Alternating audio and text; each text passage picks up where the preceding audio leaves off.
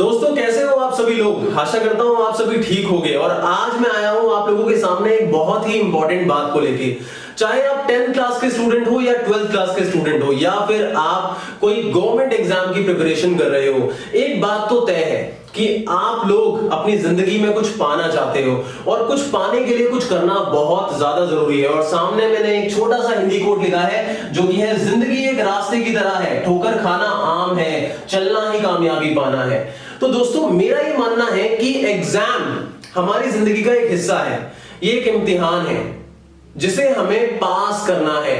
और अगर मैं इस इम्तिहान को पास करना चाहता हूं तो मुझे बहुत सारी ठोकरें लगेंगी, लेकिन ठोकरें खाने का मतलब ये नहीं है कि मैं हार जाऊंगा, मैं टूट जाऊंगा। मुझे उस कामयाबी के लिए रोज दिन रात एक करना है और यही नियम है इस चीज का।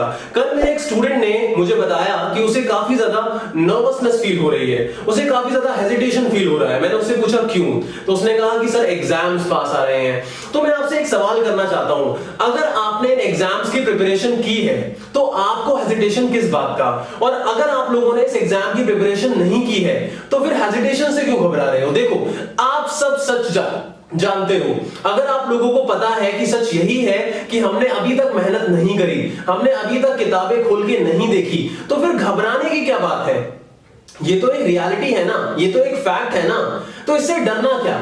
आग में अगर मैं हाथ डालूंगा तो मुझे पता है कि मेरा हाथ जल जाएगा, लेकिन फिर भी मैं आग में हाथ नहीं डालता। क्यों? क्योंकि उसका इंपैक्ट एकदम से आता है। उसी तरह अगर मुझे ये बात पता है कि एग्जाम्स के लिए अगर मैं नहीं पढ़ूंगा तो फेल हो जाऊंगा या मेरे बेकार मार्क्स आएंगे, तो हम ऐसा क्यों करते हैं, हम इस एग्जाम के लिए प्रिपेयर क्यों नहीं करते, हम आग में हाथ क्यों डाल रहे हैं, हम अपने भविष्य के साथ क्यों खेल रहे हैं। इसका सिर्फ एक छोटा सा कारण है और वो ये है कि आग में डालने पे इंपैक्ट तुरंत आता है, लेकिन एग्जाम के लिए प्रिपेयर ना करने पे रिजल्ट आता है 1 साल बाद। सिर्फ इतना सा डिफरेंस है। लेकिन आग में हाथ डालना एक बार को हमारे लिए एक्सेप्टेबल हो सकता है, लेकिन सोचो अगर किसी का करियर हमेशा के लिए बर्बाद हो जाए तो क्या ये पॉसिबल है उसके लिए कि वो उसको सह लेगा। क्या ये पॉसिबल है उसके पेरेंट्स के लिए जिसको उस बच्चे से इतनी ज्यादा एक्सपेक्टेशन है। तो फिर भी क्यों नहीं हम मेहनत कर रहे हैं, क्या रीजन है इसका। तो दोस्तों मेरे को लगता है कि अगर आपको हेजिटेशन हो रहा है तो इसके 2 कारण हो सकते हैं। सबसे पहला कारण ये कि आपने प्रिपरेशन की ही नहीं है। जिस बच्चे ने प्रिपरेशन की ही नहीं है और अगर उसको हेजिटेशन होता है तो उसका सीधा साधा सॉल्यूशन सिर्फ और सिर्फ ये है कि वो अपनी प्रिपरेशन करना स्टार्ट कर दे। जैसे जैसे वो अपनी प्रिपरेशन करेगा उसका कॉन्फिडेंस लेवल खुद ही बढ़ने लग जाएगा। और दूसरे वो बच्चे जिनको लगता है कि सर मैंने अपनी प्रिपरेशन की है लेकिन उसके बावजूद भी मुझे हेजिटेशन हो रहा है, तो उसका रीजन ये हो सकता है कि वो अपने आप से ओवर एक्सपेक्ट कर रहा है या फिर लोग उससे ओवर एक्सपेक्ट कर रहे हैं। लोग उसे बार बार याद दिलाते हैं कि उसका एग्जाम आ रहा है।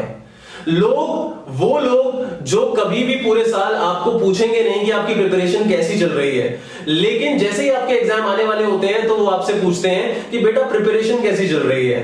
तो मैं आपको एक बात पूछना चाहता हूं, आपके लिए कौन से लोग ज्यादा इंपॉर्टेंट है।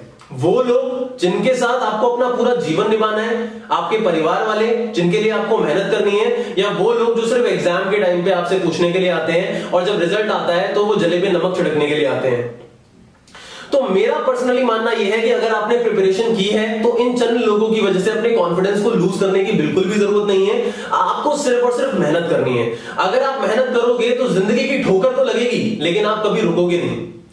और वो लोग जो मेहनत नहीं करते हैं अगर उनको ठोकर लगती है तो वो वहीं के वहीं रुक जाते हैं। दोस्तों एक किसान जब अपनी फसल बोता है तो उसे पूरे वक्त उस फसल को सींचना पड़ता है, मेहनत करनी पड़ती है, उसकी परवाह करनी पड़ती है। तब जाके जब वो फसल काटता है तो उसे अपनी मनचाही फसल मिलती है। इसी तरह से अगर आप लोग इस एग्जाम के लिए अपीयर होने वाले हो तो यहां पे एग्जाम में अपीयर होने से कुछ नहीं होने वाला, होने वाला है आप लोगों की मेहनत से।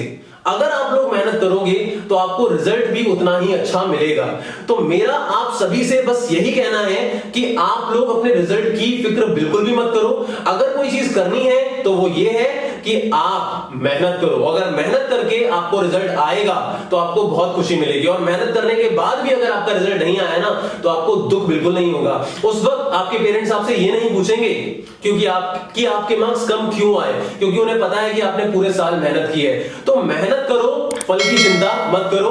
अगेन मैं यही बात बोलूंगा कि जिंदगी एक रास्ते की तरह है दोस्तों, और उसमें चलना ही कामयाबी पाना है। ठोकर खाना आम बात है, ठोकर खाने से आपको डरना नहीं है। तो आशा करता हूं दोस्तों आपको मेरी बातें समझ में आई होंगी, और अगर आपको मेरी बातें समझ में आई हैं तो प्लीज मैं रिक्वेस्ट करूंगा जो भी बच्चे ऐसी प्रॉब्लम फेस कर रहे हैं उनके साथ आप इस वीडियो को शेयर जरूर करो, ज्यादा से ज्यादा वीडियो को लाइक करो।